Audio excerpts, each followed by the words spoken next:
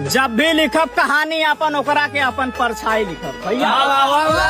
जब भी लिखब कहानी अपन ओकरा के अपन परछाई लिखब, अपन हर जख्म के हर दर्द के ओकरा के ही दवाई लिखब। और जब पूछी जमाना मिलेला मोहब्बत सच्चा वाला कहा, तो पहला शब्द खाली माई लिखब।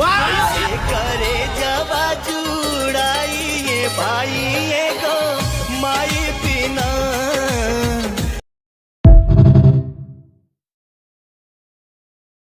वीडियो कैसन लगल कमेंट करके बताइए लोगन। हमार सोनम क्रेजी डांसर के चैनल में खूब ढेर सारा प्यार दुलार दिया लोगन।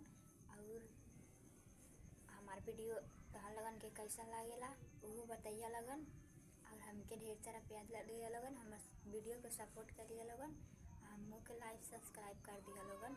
हम कभी गलत वीडियो ना बनाएंगे, एकदम सही वीडियो बनाएंगे। तहां लोगन के हमारे वीडियो पसंद आवेला कि ना कमेंट करके बताइए लोगन। का हम अच्छा वीडियो ना बनाए नहीं, हमारे वीडियो को तहां लोगन देख के ऊपर कर दिला लोगन, कबो लाइक ना कर लोगन। अरे लाइक कर लोगन तो और अच्छा वीडियो बनाए ना। तो हम लोगन लाइक ना कर लोगन ना तो कैसे वीडियो बनाए। हमारे वीडियो के सपोर्ट कैला लोगन। तहां लोगन था हमार बड़का भैया हवा लोगन ना, हमार दीदी हव लोगन ना, सपोर्ट कैला ना।